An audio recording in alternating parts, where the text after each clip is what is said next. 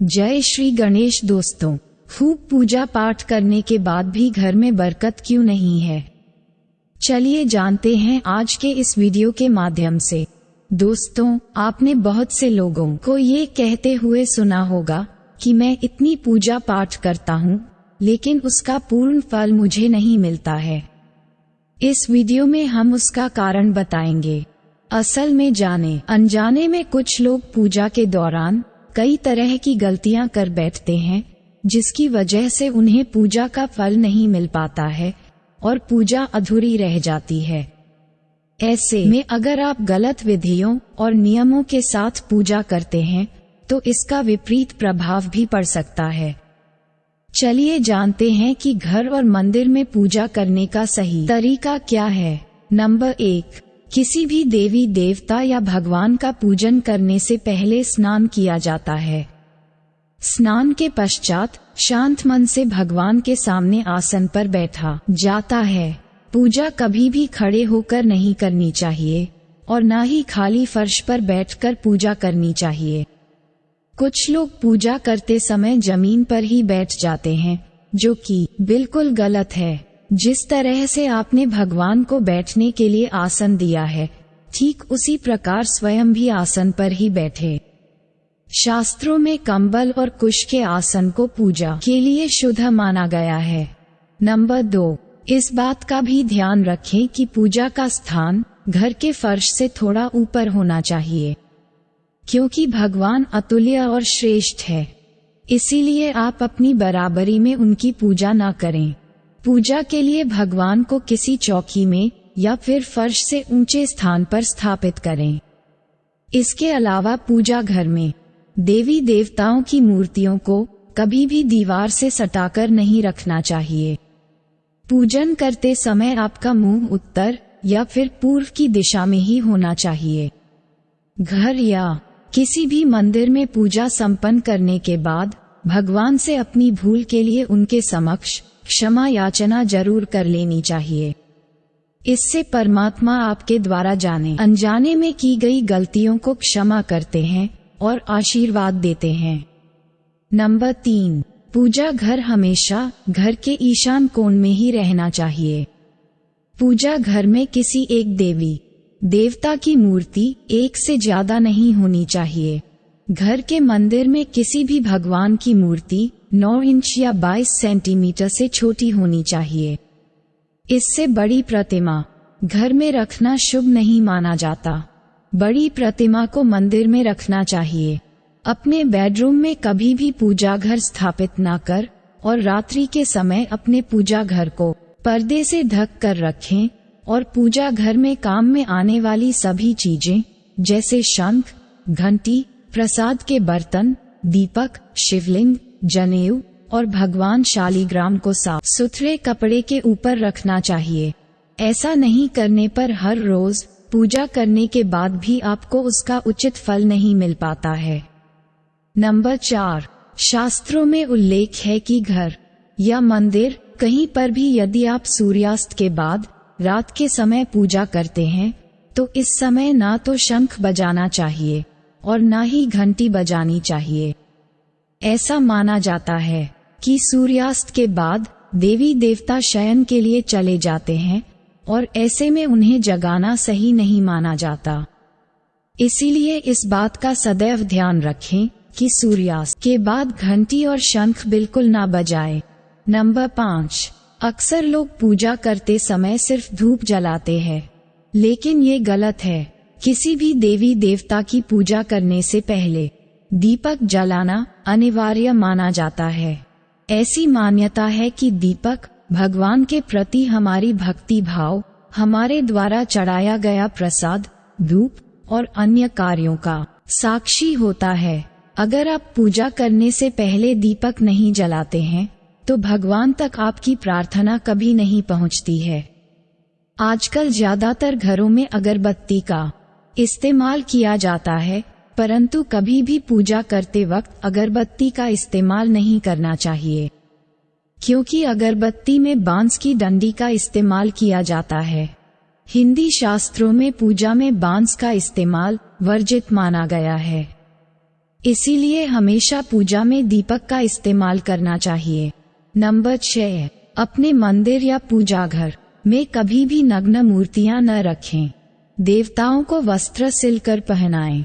आजकल बाजार में भी देवी देवता के वस्त्र उपलब्ध होते हैं, आप चाहें तो बाजार से ले सकते हैं। हमेशा देवता की पसंद के अनुसार या फिर शुभता को ध्यान में रखते हुए ही वस्त्र धारण करवाना चाहिए।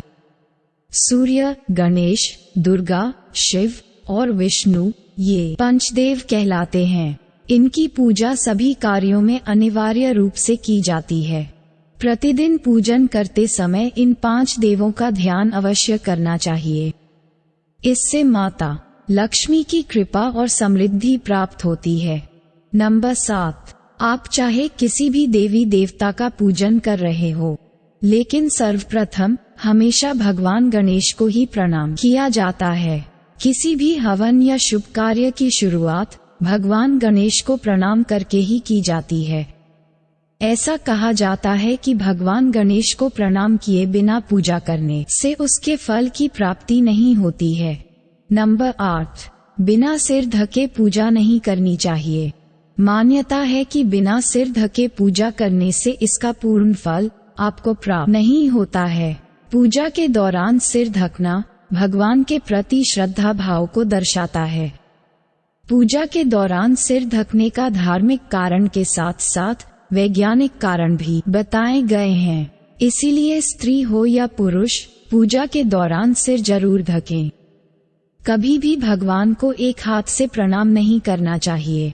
हमेशा पूरी तरह से झुककर दोनों हाथों से प्रणाम करना चाहिए। नंबर 9, जब भी आप पूजा करने किसी मंदिर में जाते हैं तो आपको मंदिर में जो प्रसाद मिलता है उसे मंदिर में ही खाना चाहिए। भले ही आप उस प्रसाद का थोड़ा सा हिस्सा ही मंदिर में क्यों न खाएं, बाकी हिस्सा घर ले जाने के लिए रख सकते हैं। ये ईश्वर के प्रति आपकी श्रद्धा का प्रतीक है। आप जब भी मंदिर जाते हैं तो आपको एक बार घंटा जरूर बजाना चाहिए। ऐसा माना जाता है कि घंटा बजाने से आपका संदेश सीधे ईश्वर तक पहुंचता है। घर में पूजा करने के बाद शंख घंटी को बजाना महत्वपूर्ण माना जाता है। इससे घर में सकारात्मक ऊर्जा आती है। नंबर 10, हमेशा इस बात का ध्यान रखें कि कभी भी दीपक से दीपक नहीं जलाना चाहिए। शास्त्रों के अनुसार जो व्यक्ति दीपक से दीपक जलाते हैं वह रोगी होते हैं। नहाने से पहले ही भगवान को चढ़ाने के फूल को तोड़ लेना चाहिए। नहाने के बाद फूल तोड़ने पर फूल स्वयं को चढ़ाया हुआ माना जाता है, ऐसा शास्त्रों में कहा गया है। पूजा पाठ करते समय या फिर किसी भी समय दीपक, शंख, भगवान की मूर्ति या तस्वीर, सोने के आभूषण और शालिग्राम को कभी भी सीधे जमीन या फर्श पर नहीं रखना चाहिए। नंबर 11, घर या मंदिर में पूजा के समय भगवान की आरती करते समय भगवान विष्णु के सामने 12 बार, सूर्यदेव के सामने 7 बार, देवी दुर्गा के सामने 9 बार, शंकर भगवान के सामने 11 बार और गणेश जी के सामने 4 बार आरती घुमानी चाहिए। इससे पूजा पाठ का सकारात्मक फल मिलता है। आपको किसी भी मंत्र का जाप करने के पश्चात आसन के नीचे की भूमि को स्पर्श कर नेत्रों से लगाना चाहिए। इससे आपको जप के पूर्ण फल की प्राप्ति होती है। नंबर 12, अगर आप किसी खास प्रयोजन के लिए कोई पूजा अनुष्ठान करते हैं तो उसमें लिए संकल्प को पूरा करने में ज्यादा समय नहीं लगाना चाहिए। अगर आपने कहीं किसी को दान करने का संकल्प लिया है तो उसे जितनी जल्दी हो सके पूरा कर देना चाहिए। देरी से संकल्प को पूरा करने के कारण पूजा अनुष्ठान का पूरा लाभ नहीं मिल पाता है। नंबर 13, किसी को भी कोई वस्तु, दान, दक्षिणा हमेशा दाहिने हाथ से ही देनी चाहिए। एकादशी, अमावस्या, कृष्ण चतुर्दशी, पूर्णिमा व्रत तथा श्राद्ध के दिन बाल और दाढ़ी नहीं बनाने चाहिए। जिन लोगों का यज्ञोपवीत संस्कार हो चुका है उन्हें बिना जनेऊ पहने पूजा पाठ या किसी भी तरह का अनुष्ठान नहीं करना चाहिए। क्योंकि बिना जनेऊ धारण किए जो भी धार्मिक कार्य किया जाता है वह निष्फल हो जाता है। नंबर 14, सभी हिंदू घरों में पूजा पाठ या अन्य धार्मिक कार्य में इस्तेमाल करने के लिए गंगाजल रखा जाता है, लेकिन क्या आपको पता है कि प्लास्टिक की बोतल में या किसी अपवित्र धातु के बर्तन जैसे कि एल्युमिनियम और लोहे के बने बर्तन में गंगाजल नहीं रखना चाहिए। गंगाजल तांबे के बर्तन में रखना शुभ रहता है। नंबर 15, अगर आप पूजा करने के लिए मंदिर जा रहे हैं तो आपको हमेशा अपने घर से ही लोटे में जल ले जाना चाहिए। कभी भी मंदिर में रखे जल से ईश्वर का जलाभिषेक नहीं करना चाहिए। जब भी आप जल चढ़ाकर मंदिर से वापस आए तब आपको ध्यान देना है कि जल का लोटा कभी भी खाली घर वापस ना लाएं। यदि आप जल भरकर मंदिर से वापस लोटा लाते हैं तो इससे शुभ फलों की प्राप्ति होती है आपको। दोस्तों, आज के लिए बस इतना ही। अगर आपने वीडियो को अभी तक लाइक नहीं किया है तो वीडियो को लाइक कर दें और ऐसी ही और जानकारियों के लिए हमारे चैनल आध्यात्मिक इंसान को सब्सक्राइब कर लें। राधे राधे, जय श्री कृष्ण।